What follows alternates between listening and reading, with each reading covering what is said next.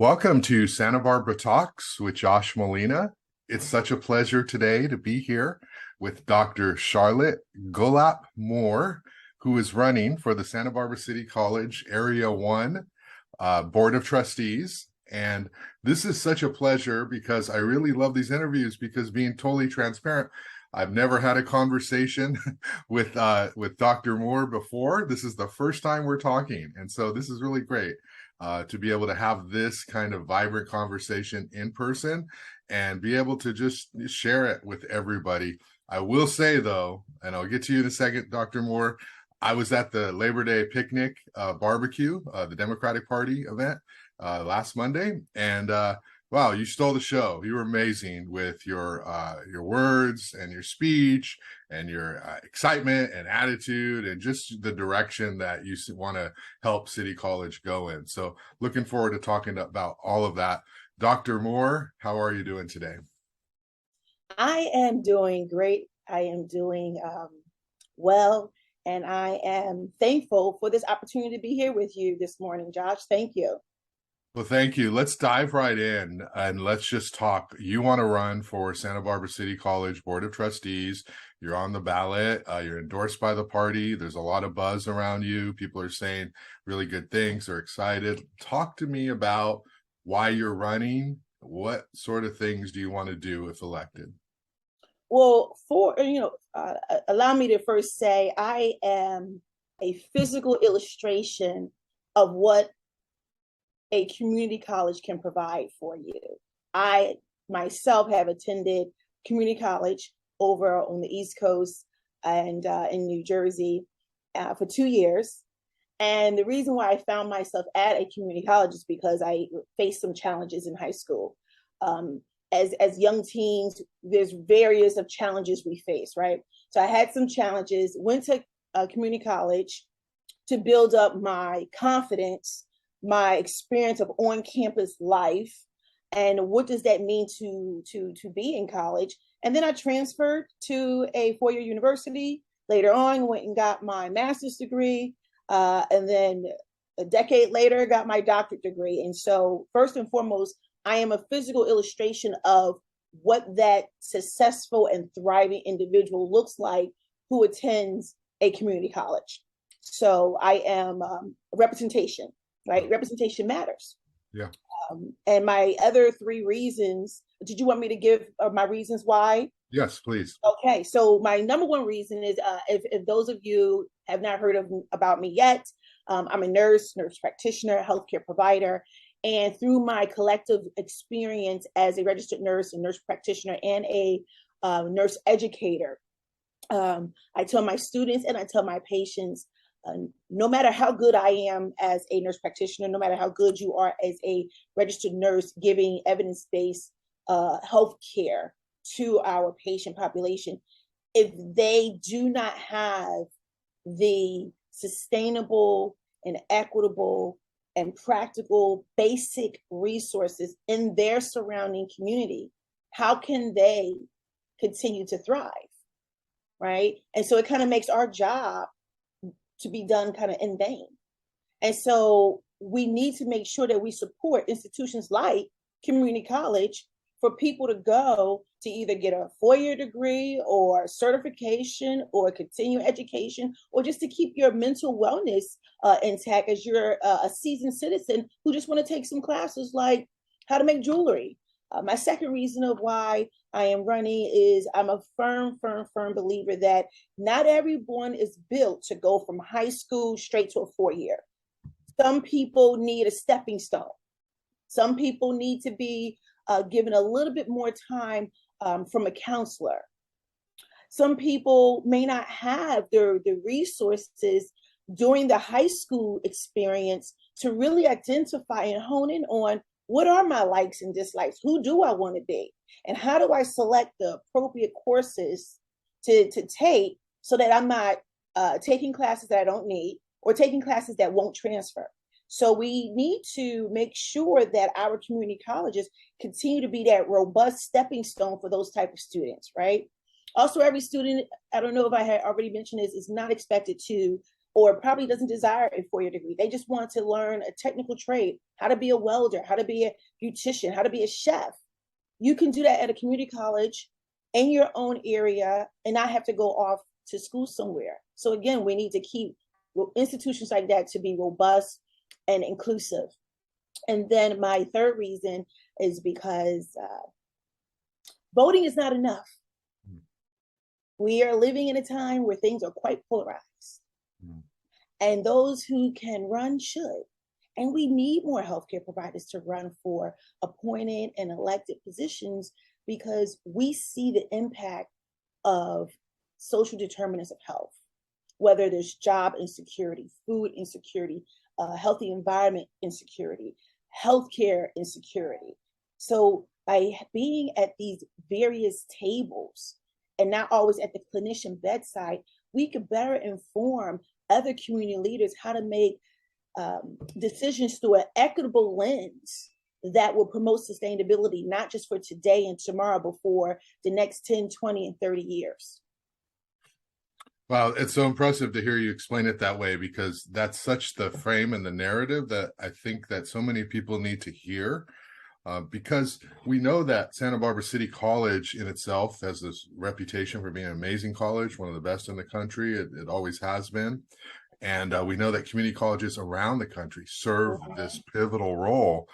And I've always sort of felt that it's unfortunate that there's a stigma attached for some people, not everybody, but for some people that, you know, if you're a parent, you have a kid in high school, some of them, like, you got to go to 4-year, you got to do this, you got to go to UCSB, or you got to go far away. And that is obviously good for some kids, but not always. And there are so many reasons. And it isn't as though, like, I always tell people, you know, they hire the same people at the community college that they do at the universities.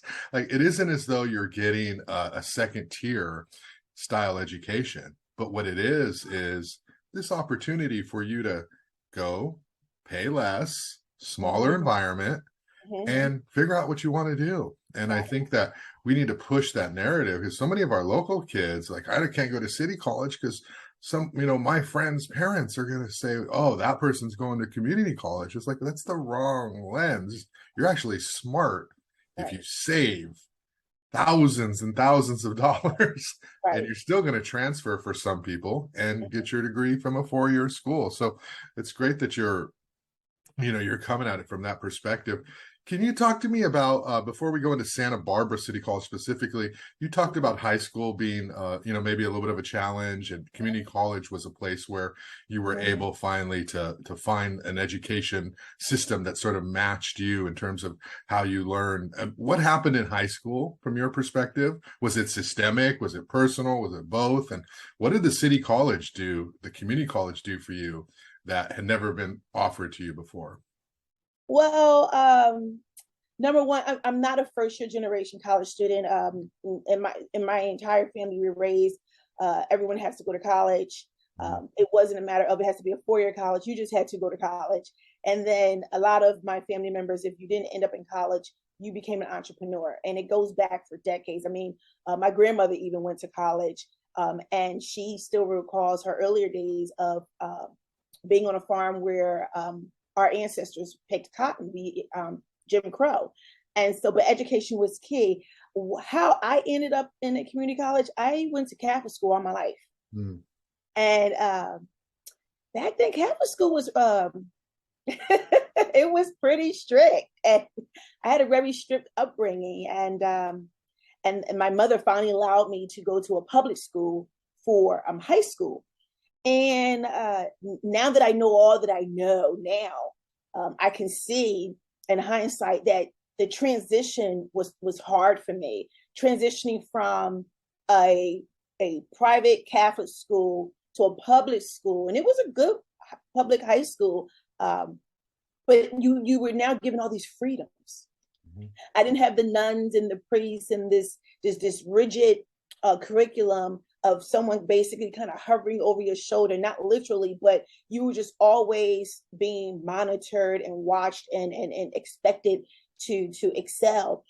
It wasn't a level of you can go by by the level at your own capabilities. It was just this high expectation. And I'm not complaining about that. I wouldn't be the person that I am today if I didn't have that foundational beginning for my educational experience. But to transition from strict Catholic school and upbringing from my family to I have all this autonomy, and no one's going to, really be on top of me of my homework or me paying attention in class. The transition was hard for me, so I opted to not pay attention. Right. I kind of took advantage of it, and I opted to not pay attention. I knew I was smart. I always had straight A's. I was that student who always had straight A's on one side of the report card, but a check mark in every box on the other side, because I always asked a whole bunch of questions. I was always talking, kind of class clown. I had every check mark, a check mark in each box. But when I got to high school, I just took a break. Mm-hmm. I took a mental break. And no, my mother wasn't happy with that. In fact, my whole family was not really happy about that. But I took a mental break. And because of that, I knew that I was going to have to go to a community college to basically learn what I should have paid attention to in high school and gain more insight on how to hone in on my studying skills and my personal accountability skills and how to navigate all of the bureaucracy of going to college. You're making sure your FAFSA form was completed properly, making sure you were picking all of the prerequisites for your main courses, making sure you register early so you got into the class that you needed. So it gave me a hindsight of allowance to redefine who I am as a student, but also learn what it's like to be in college, but not so far away from home. I was able to work a part-time job and go to college at the same time and maintain a really good GPA. I was exposed to counselors who helped me every step of the way to make sure I only took courses I really needed. And so that's how I landed in community college. Yeah, that's great. Yeah, and that's, again, just a really good illustration of what role community colleges play for so many people. At Santa Barbara City College, the college has sort of dealt with like this sort of a racial reckoning the last few years, and it's had a lot of implications. And then, we've had COVID-19, and so that's dramatically affected enrollment, and now we have masks and vaccinations, and City College is still requiring full vaccinations and masks, and there's a lot that's been going on at Santa Barbara City College the last few years. There's a lot. There was a conservative movement that was saying Santa Barbara City College was becoming too liberal. It was, these national talking points of, it was a place for indoctrination and not education. And so that got the college a lot of negative attention. And then we saw the change in administration, and we've been through 2 different superintendents in the last, 4 years now. And so there's been so much going on, and this pull and this tug and this battle for diversity and inclusion and equality. And that's just sort of been this fight that is kind of unnecessary, but it's playing out in front of everyone at a time of COVID-19. So can you talk about like City College and what is your view going in, and where do you stand on some of these issues? What are your specifics that you want to focus on it once elected? Josh, that was a really long question. Okay.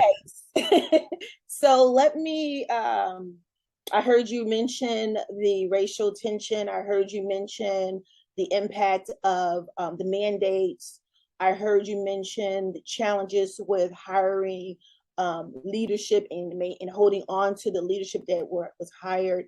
And I heard you mention what do I want to do, or what do I see, what I can provide should I become elected. I believe that's kind of like the 4 areas that you mentioned through all of that. The racial climate that SBCC faced. I want to say it was like kind of 5 years ago, a lot of maybe 6 years ago. Pardon me if I'm off with my timeline. Before I go into that, COVID basically put a spotlight on America's inability to address social justice, social injustices. It did. It put a spotlight on it. This was already going on, right? But COVID was like that giant beacon light that there is going to be no area for shade. So whatever injustices or inequalities or inequities or discrimination in any sector of our livelihood, it's going to be highlighted because of COVID. That's what it did. That's what it did for the healthcare industry, right? It really highlighted our healthcare disparities. So that's what COVID kind of did also for the history of America's social injustices and its inability to recognize the impact of there being kind of two justice systems. So emotions kind of got revved up, right? Because enough is enough and folks are tired of being tired. But on the other hand, it was like someone took the cap off a Pandora box.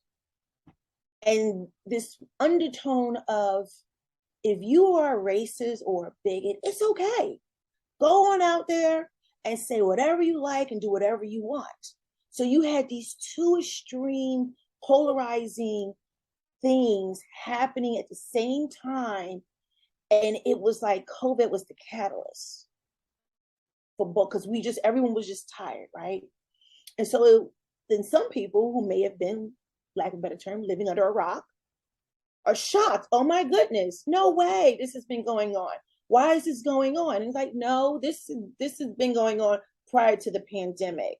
Well, what do we do now? Well, what we should have done, right, 5 years ago, 10 years ago, 15 years ago, was make sure that we create an inclusive environment where people not only can identify with those that look like them, but you actually are bringing a welcoming around that. And SBCC kind of got it slapped in their faces that obviously you're not creating an inclusive environment or an environment that will not tolerate discrimination, because that's how certain actions happen on the campus, because in their reality, it was going to be okay, right?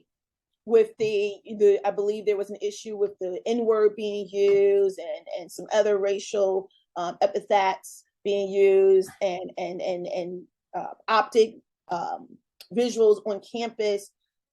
So those individuals thought it was okay.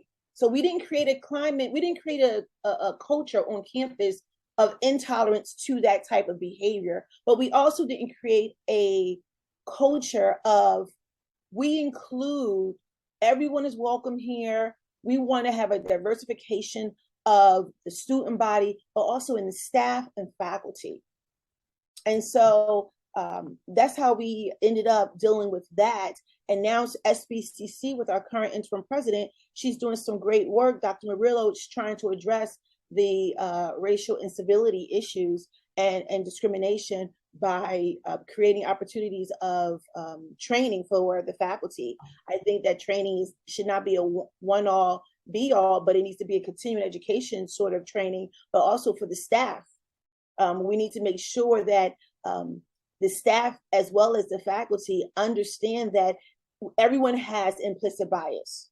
Some of us are aware of it, some of us are not aware of it. But how do we make sure that we don't perpetuate negative stereotypes and negative biases against various populations of people?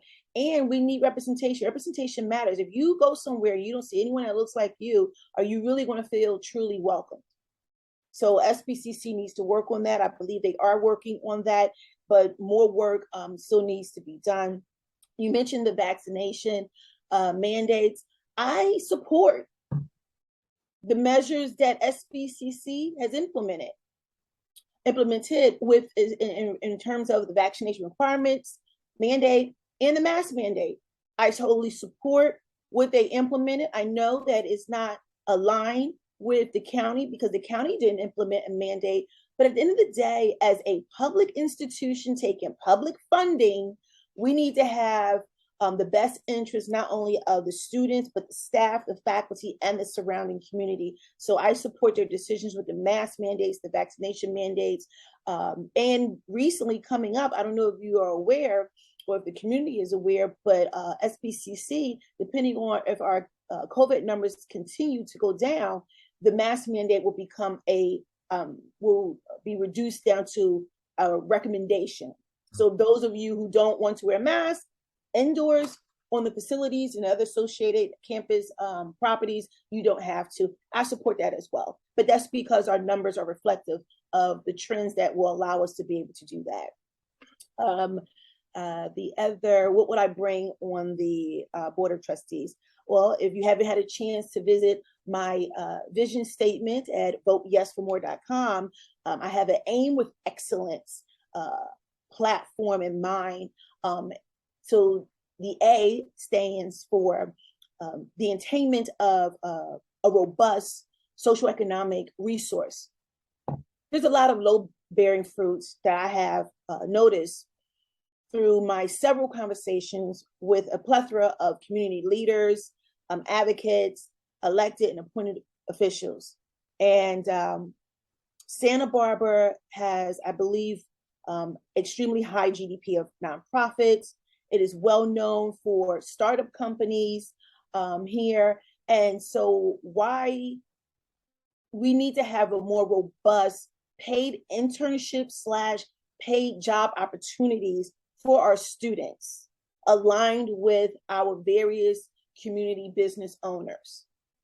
60% of the students that attend SBCC, approximately 60%, are part-time students because they're not able to go full-time to take advantage of the foundation promise and go full-time and go to school for up to 2 years for free. They have to work part-time, whether it's to be home to pick up their siblings from school, whether it's to be home to help their mom and dad because they have their own business, whether is they want to live on their own because that's a better situation for them. But the rental situation here is an ongoing, challenging, complex challenge. We need to show our students with strong, comprehensive community collaboration that we will set up job opportunities, paid job opportunities, so that our students can work part-time and go to school part-time. I increase the accessibility of mentorship / counselors. SBCC is rolling out or has rolled out a pilot program called Guided Pathways. Our students need counselors who can help them map out and navigate. Do you want to take the certification route and become a trade, build up a trade so that you can go into your own business or a career quicker? Or do you want to take I want to get my associate's degree and then transfer to a four-year university because this is what I want to be 5 years from now? We need to have enough counselors that can provide that insight and that guidance and that encouragement for our students. I remember going to the financial aid office at my community college almost weekly, to the point where the one financial aid officer, and I cannot remember her name at the community college, but I do remember Pamela Waters, and I hope she don't mind I'm saying her name, at Temple University. They took the extra time. They actually looked at my courses, looked at the prerequisites, and looked at the school I was thinking about transferring to help me navigate. Take this class. No, take this class. No, don't take that class because it won't transfer or it's not going to help me. Or I needed to take this class to increase my understanding before taking the primary class so I could keep up a good GPA. We need individuals that care. Mm-hmm. And we need individuals that look like me, mm-hmm. or look like you, yeah. or have that background because they get it. And as a elected board of trustees, should I get elected, I will leverage all of my personal, professional, nonprofit, nonpartisan lens, equitable lens, when I'm making on key decisions that will help students achieve their ultimate goal and continue to thrive, which ultimately benefits the surrounding community, and also key decisions on how to be fiscally sound with our budget to allow the institution to continue to thrive.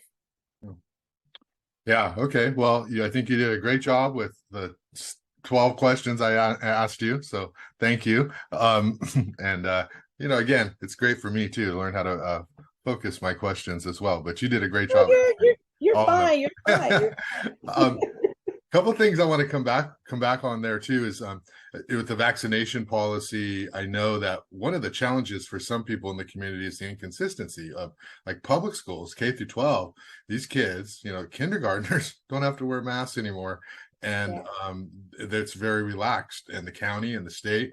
So City College almost seems like this island, and I think for some people that feels like, well, shouldn't we be caring about the younger kids, because they can't take care of themselves as much as the ones who are over 18 and going to school. But I get it. You made yourself clear. I don't want to necessarily open that debate, but just sort of acknowledge that perspective of that, City College is a little bit of an island. But my guess is that we're probably going to go to recommendations probably fairly soon, just because the cases have been dropping. But more specifically, I wanted to ask you about transfer rates for people of color. We know that Latino, Latinx, African American students take longer to transfer. They drop out at higher rates, and that's a problem. Obviously, I'm a believer that if you want to spend 3 years at a community college, great, because you need time to figure out what you want to do. And I'm not a big believer of you've got to follow this rigid schedule and go do a career you don't want. Take, learn. We don't always know what we want to do at 18, but sometimes we know a little better at 20 or 21 or something. But what can we do to not encourage, but make students of color, help them transfer on to four-year universities, because there's a big gap. White students, so what are your thoughts on that? That's another whopper. It makes me think of when I was younger. My mother was I was the kid who asked questions. Why was my favorite word. Why? And my mother would she would say, go to the library and do your research, and then I want you to come back and give me the answer to your why. I learned early on, even back before I even entered Temple University. The data showed back then that the average number of years for a Black college student, you did not complete a 4-year degree in 4 years. You completed a 4-year degree in 5 for most Black students. That was back, we're talking over a decade ago of data that was already 5 years old. So data that was 15 years old back in, I don't want to date myself, I want to say, let's just say 1998, right? Or even 97. Okay, was saying that as someone who identifies Black, Indigenous, or person of color, graduating from a 4-year university, it is more likely it's going to take you 5 years, and that's back then. And I said, okay. So I said, okay, if it takes me 5 years, I'm okay with that. Why does it take us 5 years? Those same variables impact students today.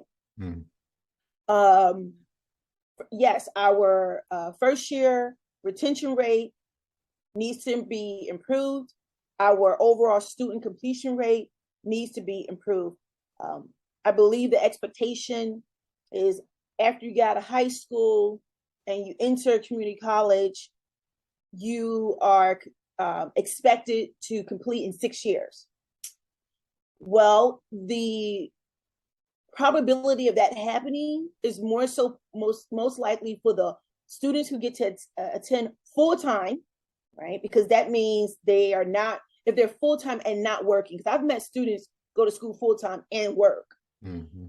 So full-time and not working. So that meaning every moment of your day, you can dedicate it to your homework, seeking out tutoring if you need it, going to have those informal conversations with your instructor. They say in college, it's not about what you learn, is who you learn to know. Building that relationship with your professors who may wind up giving you that really nice letter of recommendation to get into that four-year university. But if you're a part-time student and you're just there in class and you got to zoom out to get to work, how do you get to build that relationship with your instructor? Is your instructor looking at you with the same lens as they look at the full-time student who's always in their office? Mm-hmm. Are you being equitable in your lens? I like my full-time students who don't have to work, but that part-time student who has to work, they have the work ethic and the self-dedication to go to school and work. That's not an easy feat. Now, add on top of that, if you have kids, managing your kids, working part-time, and going to school. So are our faculty and our advisors, are they looking at both types of students with the same equitable lens and giving them the same amount of encouragement? Because if you have a professor who can't relate, can't understand, and you feel like you're struggling as a part-time student your first year, you may find yourself doubting yourself to the point where you don't come back that second year. And that impacts our first year retention rate. So are we championing our first year students, whether you're part-time or full-time? Are we making sure that we let them know about all of our resources that will help them thrive? Like there's a food pantry on campus, like there's a grant opportunity to pay for your books, like there's an opportunity to pay for your groceries up to $150. Did you apply for that? Are we making sure they know about all those resources to kind of offset those stressors? Right. Studies shows that our minority students, our Black, Indigenous, people of color, they are under more stress trying to meet their basic needs of living and thriving while going to school. Are we helping them do that? And are they aware of those resources? So we need more mentorship. We need to make sure they are aware of the mentorship. We need to make sure they are aware of the resources. We need to make sure that our faculty, our counselors, the security man, the hostess, the secretary, the person who answers the phone at the admissions office, if they are treating all of our students the same way. So we need to that's one way to help with our retention rate of first year. Yeah. Making sure the student learning outcomes for all of those courses that a first year student typically will take are inclusive. If you look at these textbooks, some textbooks, depending on your program, will have illustrations of one set of race or ethnicity. So we need to make sure that our textbooks, our peer-reviewed journals, are they reflective of scientifically based data? Okay, because every Black person doesn't have hypertension, right? Every foreigner is not here to take advantage of our resources, right? They're here to add to the diversity of the student body and the experience of us engaging with other people who are not from here, but to learn about other cultures so that we can mitigate, the perpetuation of stereotypes. Okay, for our student completion rate, again, are we making sure that those students are on the right course so that when they do transfer from SBCC, that they took the courses that actually are transferable? And if you're trying to navigate that on your own, that's hard. It was hard for me back then. I can't even imagine how hard it is now. Yeah. I mean, I'm telling you, I was in the office talking to my financial aid advisor weekly at the community college because I had no time to waste. I had no money to waste. And I wanted to be successful because I already had challenges in high school and I had to make this work. I had to make this work. And when I got to Temple University, my financial aid officer, Pamela Waters, she really looked out for me. Not just her. I still remember a lot of them. When I go back to Philly, I always make a pit stop at my school just to tell them and remind them that I wouldn't be here if it wasn't for them, and to thank them again for taking the extra time to care about me. Wow, so important. Just those words, that moment in time, you will remember, and it makes a difference. And it's generational wealth. People need to understand that we all don't start at the same place. And We don't. even though we're all sitting in the classroom and we all got here somehow, some of us had to work much harder to get there. So we have to recognize the generational wealth, equities. And, we know it's not enough these days to it's never been to be just like not racist. You have to be an anti-racist. You have to actively work to dismantle the systems. And it's the same in education. It's not enough to be a teacher and say, I'm not racist. I teach all my students the same. That's wrong. That's not enough. You have to actively dismantle the system, and you have to look for those quiet students. And these are, I'm talking about quiet white students, African American students, everyone. If they're quiet and they're introverts, you need to reach out to them and figure out a way to make them feel comfortable. Right. Because you're right, that little boost, that if you call on them, that conversation, that can I talk to you for 2 minutes after class? Can we do a Zoom hour? That is enough to say, maybe I can do this. Maybe I can get through this. And then the other part of it is hiring. If you're a student of color, it's always been odd to me that when you walk out in the world, you see a world, and then you walk into these C-suites, you walk into these academic offices, and you see people who don't look like you. Right. And how does that happen? Why aren't those people there too? So it's hiring, and it's also like, if you put out a job ad and you don't get qualified people of color, delay the hiring, reach out, do a new search. Because it probably means you're not actively searching for these people, because it's it takes work. You have to actively work at it. You cannot just say, well, I will call on everyone equally. I will do the same for equally. You can't. And those counselors are so important. They don't get a lot of attention, but they're the ones who are in the middle of the classroom and the student, and they can be the ones who can say, you can do this. Having explanation and direction. I'm the first person in my entire family to ever go and graduate from college. It is hard. If you don't have somebody saying, here's your path, here's how to do it, the first time you get confused, you just quit, right? And that's because you got 100 other things going on. So, those perspectives are really important. I'm looking forward to, you continually bringing that conversation up. I don't want to take too long of your day here, so let's kind of turn it a little bit. And you've said so much already, but can you just give me a couple of minutes on you and your background? You talked about it already. You went to Catholic school, but you're a nurse practitioner, nurse, public health educator, you're a teacher. Talk to me a little bit about how you found your calling and what you love, and just a little bit about that. Thank you. Yeah, so I've always wanted to be a nurse. Well, for a small, short second, I thought I wanted to be a psychiatrist. A small, short second. And this was back in community college. And Dr. Marino, Dan Marino's uncle, was a professor there. Amazing educator. I would just take his class just because he was just like the coolest professor. And I said to him, I want to be a psychiatrist. He said, Charlotte, you need to do your research on the liability insurance. And I did the research. I was like, yeah, I don't want to be a psychiatrist anymore. I want to be a nurse.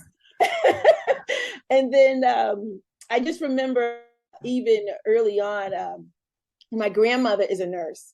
And for the summers, my mother would send me to my grandmother's house, me and my younger brother. And so I have, my mom is the oldest of 4 brothers. And so my uncles were kind of like my big brothers to me, right? And I remember my grandmother would come home after my grandfather had passed away. My grandmother had to go back and work full time. And she would come home around midnight. I'm supposed to be in bed, but I would beg my uncles, can I stay awake? we would watch, they would watch The Twilight Zone. And after The Twilight Zone, and I would be like horrified and scared, Tom and Jerry would come on. And that would be like my uplift to The Twilight Zone. And then my grandmother, you hear the door open, and the first thing she'll say, that girl better not be awake. She better not, you boys better have her in bed. So I would quickly kind of run to my room. But I remember we were downstairs in the family room, and she'll be at the front door, and she would take off her shoes at the door because she didn't walk through the house with her nursing shoes on. And I would look up at her, and I don't know, it was like through the sleepy eyes or through the eyes of this young girl.